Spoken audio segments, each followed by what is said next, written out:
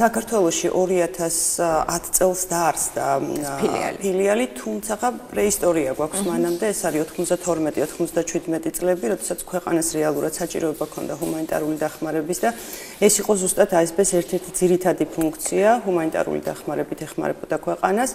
თუმცა მოგვიანებით უკვე განვითარებითი ტიპის პროექტებზე გადაერთო და 2010 წლიდან დღემდე აქტიურად ვცდილობთ, ძირითადად სამ მიმართულებით გვაქვს პროექტები. Რა თქმა უნდა, ჰუმანიტარული დახმარება რჩება ერთ-ერთ მიმართულებად, ასევე გვაქვს მედეგობის პროექტები, სოციალურ-ეკონომიკური გაძლიერების პროექტები.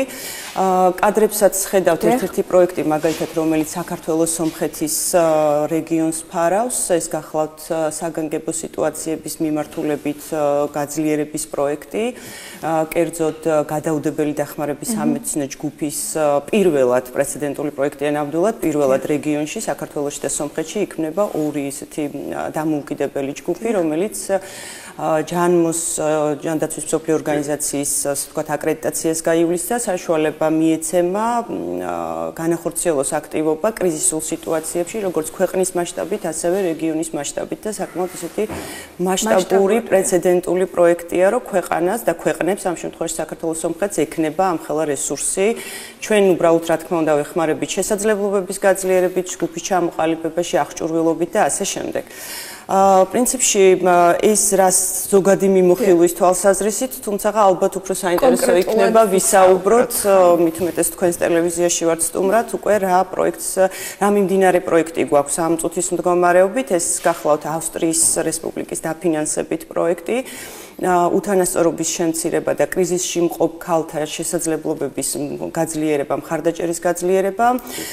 ეს არის დაახლოებით 2 წლიანი პროექტი, დავიწყეთ 2024 წელს და დავასრულებთ 2026 წელს და მოვიცავთ როგორც აჭარის, სამეგრელოს, ასევე გურიის რეგიონებს, საკმაოდ ისეთი ამბიციური პროექტია, შეიძლება ითქვას. ისტორიები როგორ შეაგროვეთ, საინტერესოა თვითონ დაგიკონტაქტნენ ეს ქალბატონები თუ თქვენ იპოვეთ თითოეული? რეალურად ძიმე არის ისეთი არა მარტო ჩვენი ქვეყნისთვის, ზოგადად მსოფლიოშიც ისეთი ძალიან ფაქიზი საკითხი არის. რა თქმა უნდა, ძალიან რთულია, რომ ესე გამოაცხადო, რომ აიცით რა პროექტი მაქვს, სერვისი მაქვს და აბა მოგბრძანდით, ვინც ხართ ძალადობის მსხვერპლი, წარმოუდგენელია. ამიტომ პირველ ეტაპზე ჩვენ დავიწყეთ უფრო ცნობიერების ამაღლებით. კონკრეტულად მიმდინარეობს და აქცენტს ვაკეთებთ თვითონ თემის დონეზე.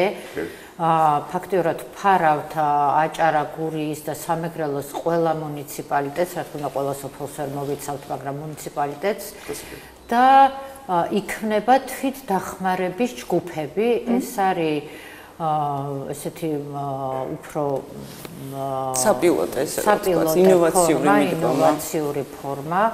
ამ ადამიანებს, ესენი იქნებიან აქტიური ქალბატონები, ადამიანები, ვისაც უნდათ, რომ შეცვალონ რაღაცა თავის თემში. ეს ადამიანები გაივლია ნაწილმა გაიარა უკვე 2 დღიანი გადამზადება. ერთი თემა არის თვითონ რა არის ძალადობა, რა ფორმები არის, როგორ ვებრძოლოთ, რა მექანიზმები არსებობს. თამრმა ახსენა ეს ინოვაციური მიდგომა, თვითდახმარების ჯგუფების ფორმირება.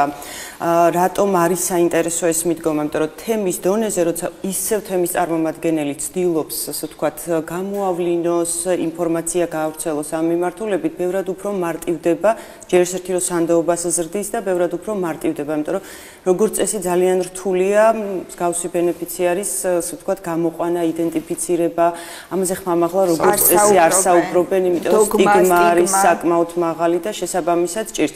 ამიტომ გადავწყვიტეთ, რომ ეს ინოვაციური მიდგომა შევიმუშავეთ და ამ მიმართულებით ვიმუშაოთ, რომ ბევრად გამარტივდეს ღიაობა იყოს უფრო მეტი. გარდა ამისა, აუცილებლად ხაზგასასმელია შემდგომი ეტაპი. ერთი არის, რომ გამოვავლინოთ და რაღაც ვთქვათ, გავუწიოთ გარკვეული კონსულტაცია, თუმცა პრინციპულად მნიშვნელოვანია ეკონომიკური გაძლიერება ამ ქალების, იმიტომ რომ ამას უნდა მოყვეს რაღაც მდგრადი, გრძელვადიანი მზაობა იმისთვის, რომ შეძლონ გამოსვლის შემდეგ გადარჩენა და არსებობა დამოუკიდებლად. აი ამ ეკონომიკური განვითარების გზაზე თქვენი როლი არის საინტერესო უკვე გამოვლის შემდეგ. კი ბატონო, უკვე გვაქვს კიდეს გამოცხადებული უნარების განვითარების ტრენინგი, სადაც ნებისმიერ მსურველს ამ რეგიონის, ასე ვთქვათ, რეგიონში მცხოვრებ ქალებს შეუძლიათ შემოიტანონ განაცხადი, მათ შორის არა მხოლოდ, ასე ვთქვათ, ონლაინ, არამედ ჩვენ ცენტრებში მობძავდნენ ცხელი ხაზები, რომლებიც ალბათ გამოჩნდება ეკრანზე უკვე. იქაც დაგვიკავშირდნენ და ჩვენ მაქსიმალურად გავუწევთ დახმარებას, რომ ვთქვათ, ფორმები შეივსოს, ავხსნათ რაზეა საუბარი, რომ კონკრეტული უნარების განვითარება, ვთქვათ, იქ კომუნიკაცია, ის უნარები, რომელიც არის ბაზისური, დაეხმარებათ მათ, ვთქვათ, სამომავლოდ დასაქმებაში, ხო? გარდა ამისა, გვაქვს მეორე ტიპის, ეს არის უკვე პროფესიული განვითარების ტრენინგები, რაც მგონია, რომ ძალიან მნიშვნელოვანია და აქ უკვე მათი სურვილიდან გამომდინარე, ვის რა, ასე ვთქვათ, გამოცდილება აქვს, ვის რისი უნარი აქვს და რისი სურვილი აქვს, სად ხედავს პოტენციურად, ვთქვათ, სამომავლოდ თავს. მათ შორის ასევე ძალიან მნიშვნელოვანია გადავცემთ კონკრეტულ აღჭურვილობას. მაგალითად, თუ ვინმეს უნდა გახდეს ვიზაჟისტი პირობითად, შესაბამის გარდა იმისა, რომ გადავამზადებთ და ვასწავლით, დამატებით გადავცემთ კიდეც ამ აღჭურვილობას. როგორ უნდა მიიღონ ბენეფიციარებმა მონაწილეობა და ნელ-ნელა დავასრულებთ ჩვენ საუბარს.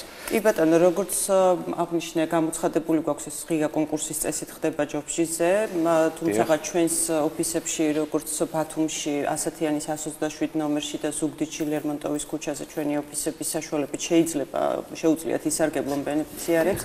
მივიდნენ ადგილზე და ჩვენი თანამშრომლები დაეხმარებიან, რომ ვთქვათ, შესაბამისი ფორმა შეავსონ და ზოგადად აუხსნან რა ტიპის ტრენინგებზე მიიღებენ ამ მომსახურებას. ნუ დამატებით, რაც ვთქვით, პროფესიული განვითარების მიმართულებით, იქაც კი ბატონო. დიახ, დაგვიკავშირდით, თუ შეიძლება, მზად ვართ იმისთვის, რომ დაგეხმაროთ და მაქსიმალურად, ასე ვთქვათ, გავცეთ ეს ინფორმაცია.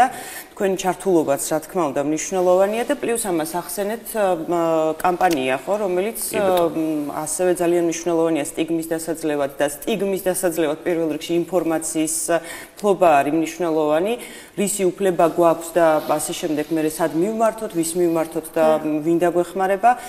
ზუსტად ამ მიზნით პრინციპში თბილისშიც, აჭარის რეგიონშიც, სამეგრელოს რეგიონშიც და გურიაშიც საზოგადოებრივ ტრანსპორტში გვაქვს გაკრული სპეციალური სტიკერები, სადაც ასევეა ჩვენი ნომრები მითითებული, გოგოები ამბობენ არას კამპანიის სახელით.